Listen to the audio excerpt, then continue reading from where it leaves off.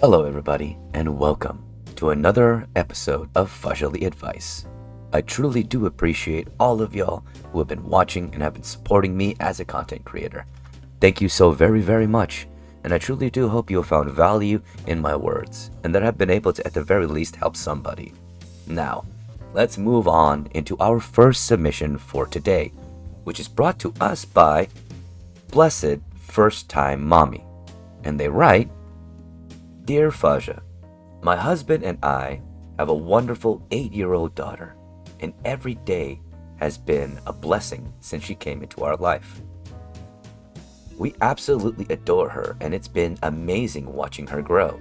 It is one of the most fantastic feelings in the world, watching her explore and learn what the world is in front of her.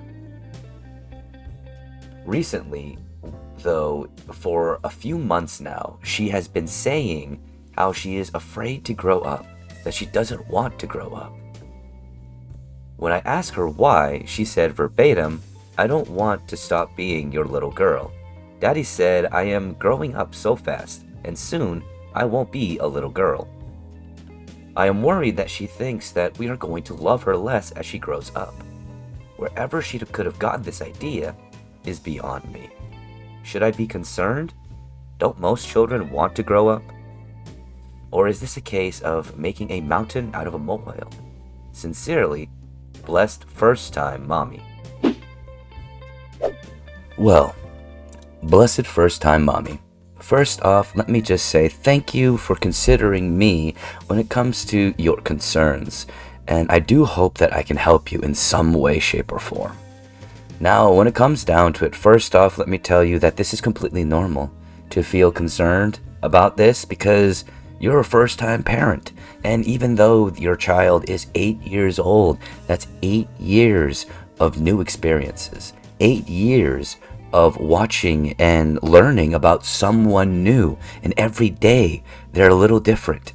Maybe minute changes, maybe big changes, but either way, every day they're different. And it is amazing, as you say here.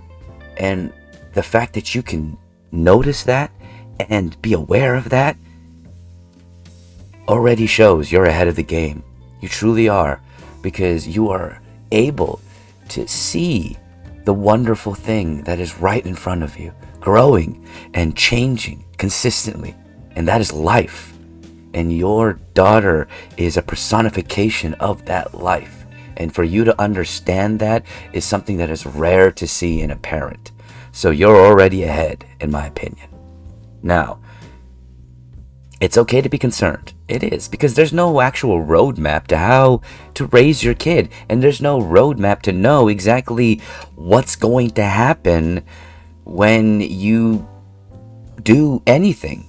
Every single action you take, every single moment of your life will be essentially under a form of scrutiny the moment that you become a parent, because your child takes everything from you. Their perception grows from y'all because you and your husband are the example, essentially, of what the future may hold for them. And that is their closest perception of that, their earliest perception of that. And that is something to be aware of as well as take responsibility for. But at the same time, there are things that are going to happen that you might not predict and aren't going to be ready for, that you're just going to have to kind of roll with the punches. When it comes to this particular situation, your daughter saying that she doesn't want to grow up, that she's afraid of growing up because of a statement said by your partner, essentially more than likely stated in an innocuous way, seeing her running around and reminiscing about who she was when she was much younger, when she was so small that he could hold her in one hand or something like that. And a thought came to his head where, wow, she's growing up so fast. She's not gonna just be a little girl soon. And that is a reality as parents that need to be faced. But the perception of the way that your daughter absorbed that statement, that is the chaotic factor here. Because when it comes down to it, we don't know how someone is going to react to that statement. Everyone will take different parts of that statement and use it to build some form of assumption, especially when you're a child and you're still building your world and your perception. A lot of it is going to be unpredictable. But at the same time, don't try to control it so hard that you forget that this process is unique to each person. Like I said, there is no roadmap. There's no guidebook to a parent. There's no guidebook to growing up and how it's going to affect us and how we're going to be. It's not so concrete. It's not black and white. It is a bouquet of colors that is constantly changing and evolving over time with the situation ahead of us. So her being afraid to grow up at this instance at 8 years old is just as normal as an 8-year-old that wants to grow up immediately. Don't be so afraid of exactly what this might entail. Just be ready to face it with her. You know, yeah, she's afraid of growing up. She doesn't want to stop being your little girl. And if your thought process is you're worried about, she thinks that you're going to love her less as she grows up, reassure her. Consistently make that reassurance. Because there's nothing wrong with reassuring your kid that you love them. There isn't. I don't know if anybody ever made you think that. There's nothing soft about love. Love is strong in so many ways. Never forget that, especially when it comes to the love a parent can have for a child. As long as you're aware that your child is their own person and that they will grow into their own person and have their own experiences, despite having you as their parent. You may try to guide them, but as a parent, the best thing that we can do is to love our children and to try to teach them. But we can never try to control them, nor we can try to manipulate who they will become, because they have their own journey and they are their own person that they will grow into. And that is something that I see a lot of parents become blind to over time, and it's an egotism that can affect the relationship between a parent and a child. So be wary of that. Be wary of your actions, more so than you are going to be worried about what they are essentially gonna be doing. Not to say that you shouldn't be concerned as a parent, but at the same time, you have to realize the reality of it is your kid is going to do what your kid is going to do. The best you can do is try to guide them and teach them. And hopefully, through your experiences and how you teach them, they can do better. Whether or not they do so is going to be entirely on them. But you as a parent, your only true job here, your only role here as a parent is to guide and to love. And that is it. And that's where it stops. It's not to manipulate. It's not to control. It's not to tell your child who they have to be. It's to give your child the guidance so that they can grow into who they're meant to be. And who that is, well, that is something that they're gonna have to find on their own in one way or another. That might be scary. That might terrify you as a parent. But as much as that scares you, that is something that you cannot control. Because the more you hold on, the more you try to control that, you will find yourself lost in so many ways. Because that is not a control that any of us have. Whom we become is dependent on, or whom someone becomes is dependent on their own actions, not our actions. Our actions are our own and to us alone. And that is why the best that you can do as a parent is to love them and to guide them as a teacher. Not as a control, not as a manipulation. There is more to being a parent than viewing your child as something egotistically, as something that someone that needs to be better than you because of what you are perceiving in life. They need to create their own perception and experience life on their own, as they are autonomously their own human being. So don't forget that when it comes to, at the very least, addressing this as a potential concern. Once again, there's nothing wrong with being afraid. There's nothing wrong with a fear. Fear is one of our greatest teachers. If she's afraid of growing up, then maybe find out more. Ask more questions. So if she said verbatim, she doesn't want to stop being a little girl. Why? Ask why. And she might not have the answer right away, but asking her why gives her the path to start figuring that out. Apologies. Because answers and questions have equal importance. Because questions give us a perspective. It opens our eyes into thinking about things that we wouldn't normally think about. More so than the answers. The questions can be more important than the answer itself. And it's a hard perspective to consider, but it's one that needs to be seen and isn't seen as often, because there are people out there, well, so often, our society is built off of so often chasing after finding the answer, when sometimes we really need to just revel in the question, because the question might have more than one answer, and how we answer it may say more than what the answer it is. And part of being a parent, as confusing as it is, because you yourself are growing and still changing, because you are alive, part of being a parent is trying to help your child navigate that strange soup known as time that is ever changing.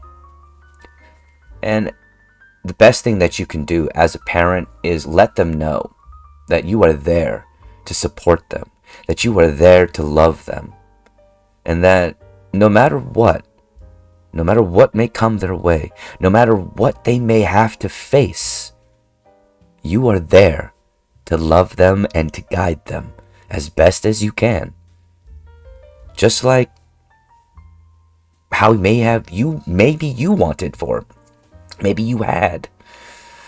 I'm not saying one or the other, but I can say with full confidence that there is more merit into understanding the autonomy of each individual than there is trying to control everything in front of you. And understand your own role, which is to live, just as much as it is for you to watch your child live and grow. But they are not some artifact. They're not some monolith. They are a person. Never forget that. All right? So, and when it comes to answering the last little bit of your question or the last little bits of your question of, should you be concerned? Don't most children want to grow up? And are you making a mountain out of a molehill? Take your concerns with a grain of salt, but also don't what's the word I'm trying to look for here? Don't discount your concerns. Face them. But don't face them in a way that turns them into a monolith, into something that is so important that it becomes such a rabid focus that you lose focus on what's truly important. As in this instance is the why. Why does she feel this way? And if it's on an instance of a worry of affection, make sure that you do your best to affirm your child that you love them, because there's nothing wrong with that. All right? And I truly do hope that this helped. I truly do appreciate your submission into Fahzaly Advice. Thank you so much, blessed first-time mommy. I do hope that this journey continues to bring you blessings and continues to be amazing and fantastic. And I truly do hope the best for your family. Now, before we go on into the second submission, let's have a little talk about what else I do as a content creator in this little bit here.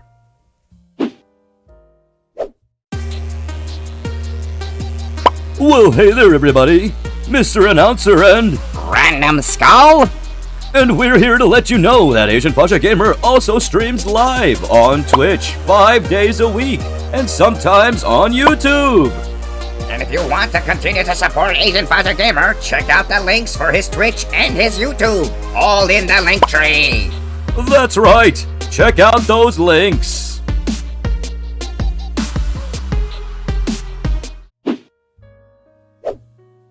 Alrighty then.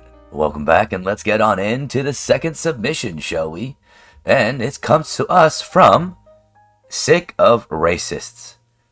Dear Fasha, I have 2 friends that I've known since high school, and we have stayed close since then.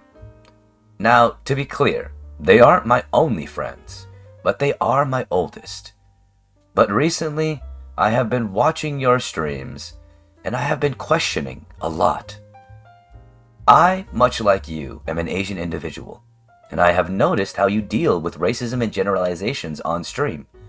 And I have seen a lot of similarities between the trolls and how I am treated and talked at by my friends, whom often generalize me because I am Asian.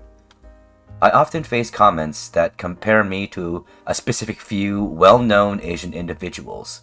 I won't say their names because I won't perpetuate this practice. Unlike you, I haven't had the gumption to actually voice how much this bothers me, how immature they are when it comes to something as simple as rice. I'm struggling with how I could possibly stay friends with them and not feel like a hypocrite.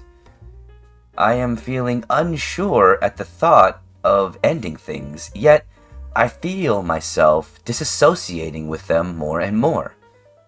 Does a true friend consider racism a character flaw and accept them? Or have I outgrown them? Sick of racists. Alrighty then. Well, now this is a very big subject. Racism is not something that is easy to face.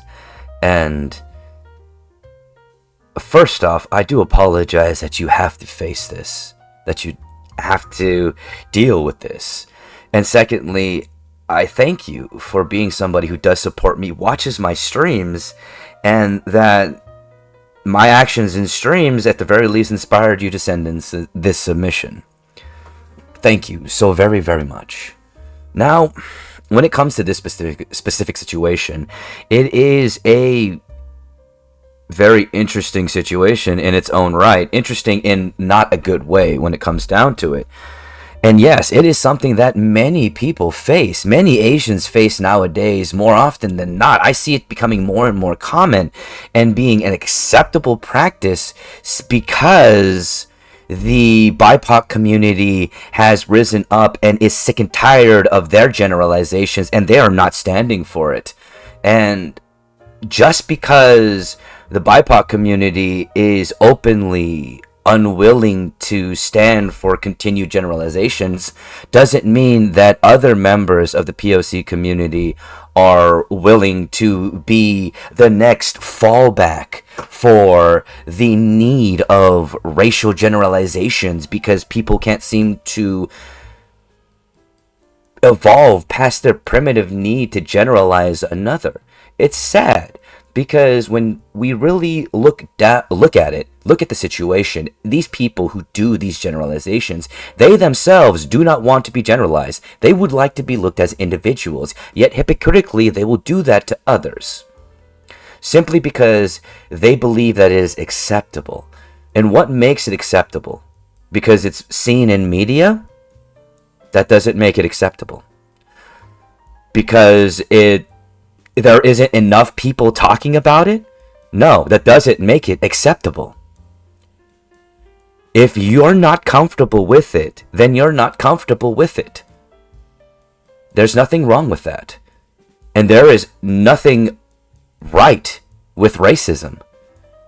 Racism is racism. It's simple as that. If it's a generalization, if it is racially charged in its statement, if race is the case, it is racist.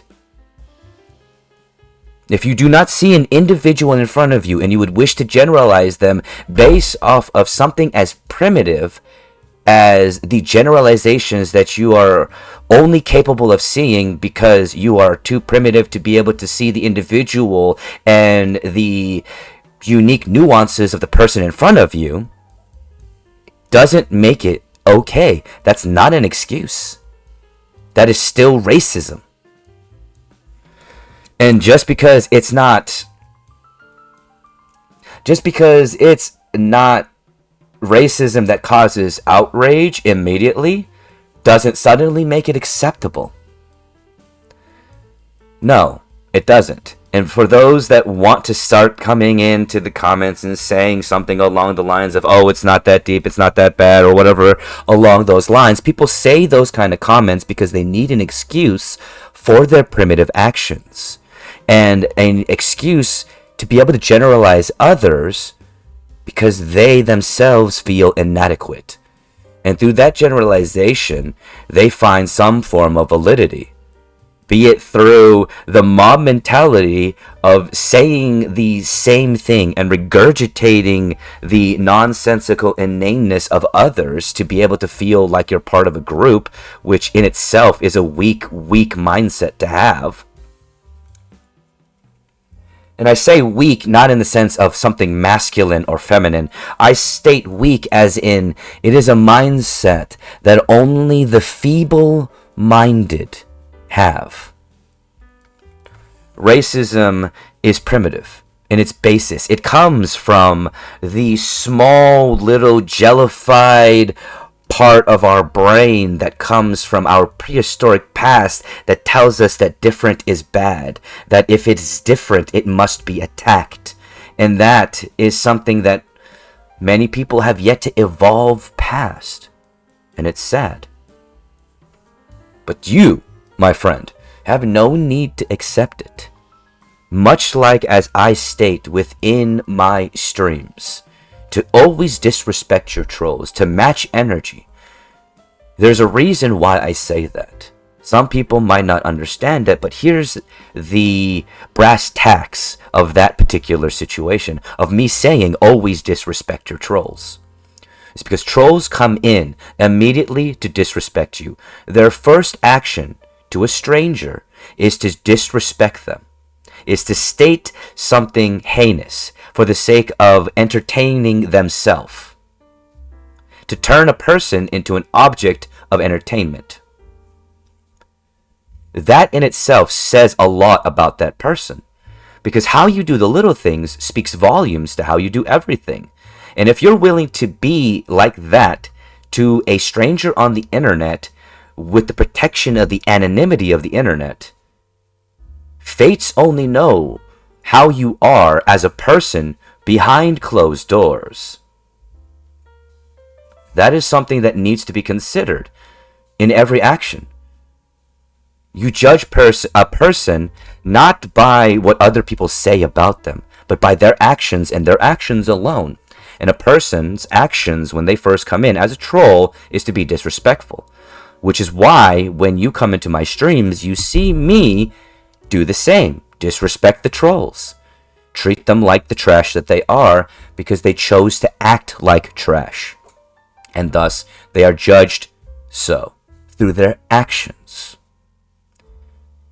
If they were to come in genuinely to simply ask a question, to know, or whatever the like, they wouldn't be a troll, would they?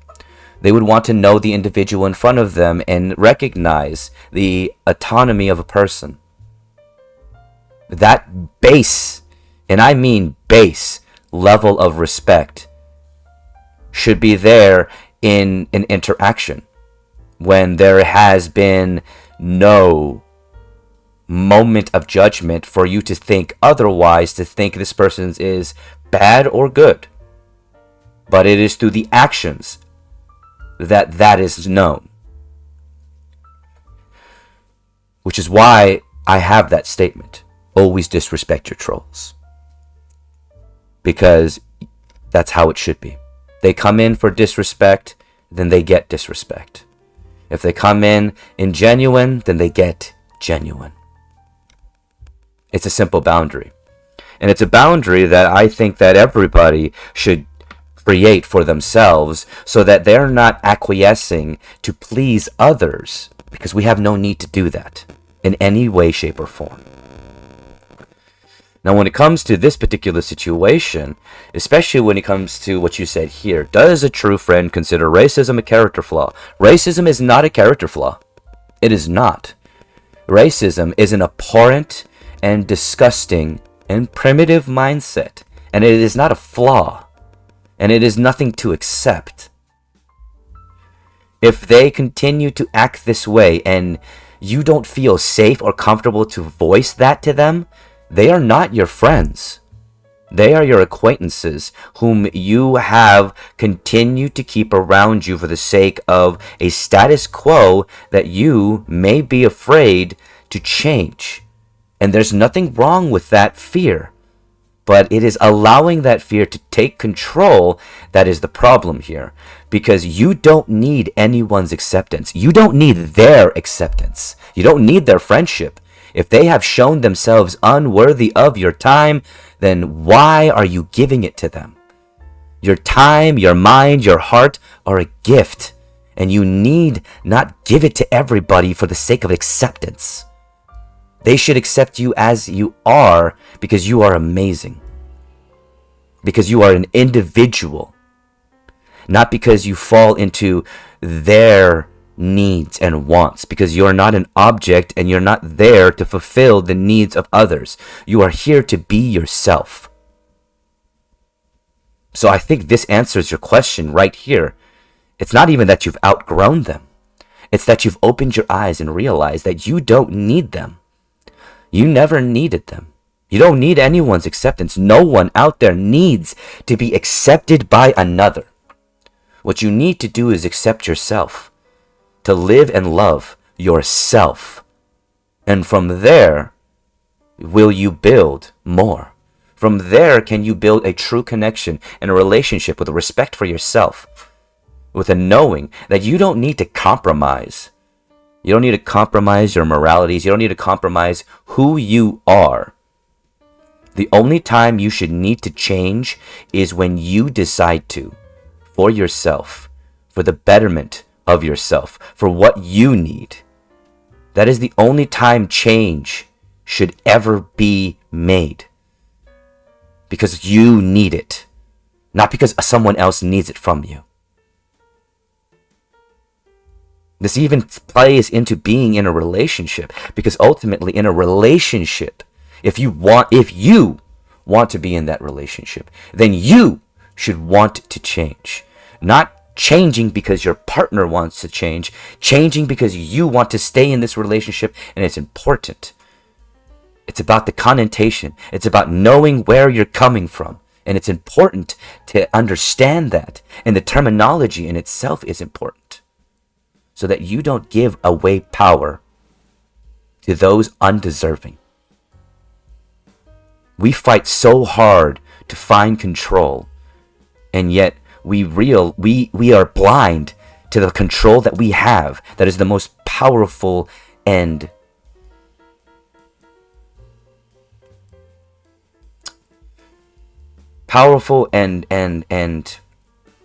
apparent changing aspect of life, which is our choice of who we are to be, and how we react to whatever comes our way.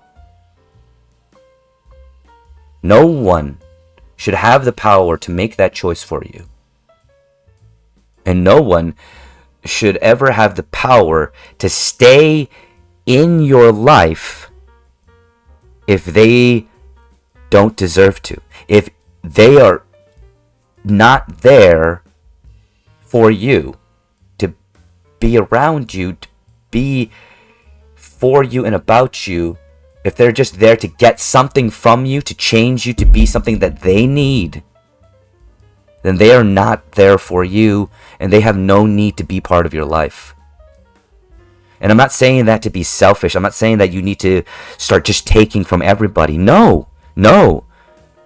It's about considering yourself, living your life for yourself, and making your actions coincide with that, and understanding that you have control and that this is your life, as well as taking accountability and responsibility for that. That might be scary, but there's nothing wrong with that. There's nothing wrong with being scared, because it's only through being afraid that we can have courage. Courage is born through fear. Only the fearless are foolish. They are not courageous. Don't forget that. So remember this, and I do hope that I helped you in some way with what I said, because you have no need to keep people around that you are craving their acceptance, that you need to compromise yourself.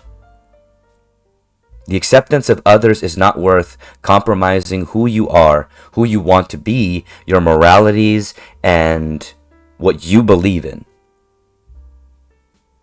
No one is important enough that you need to give them the power of who you are. You need to understand that. And when you do, there is no end to the heights that you will reach. Alright? I hope that my words have helped, that you have found value in what I said. I thank you all for joining me for today's episode of Fahzaly Advice, but it's time to get going. I appreciate all of you. Alright? But, love train, rolling on through. Choo-choo. I love every single freaking one of you. Well, everybody, that's the end of Fahzaly Advice. I hope you did enjoy this episode and you found some value in what I said. And of course, if you are interested in participating, if you need some advice or some perspective, feel free to email the address at the end of this part. And remember, all submissions are 100% anonymous. Thank you so much and have a wonderful day. Need some perspective? Need some advice? Want your submission read on podcast? Well, email Fahza at fahzalyadvice@gmail.com. And remember, all submissions are 100% anonymous unless requested upon.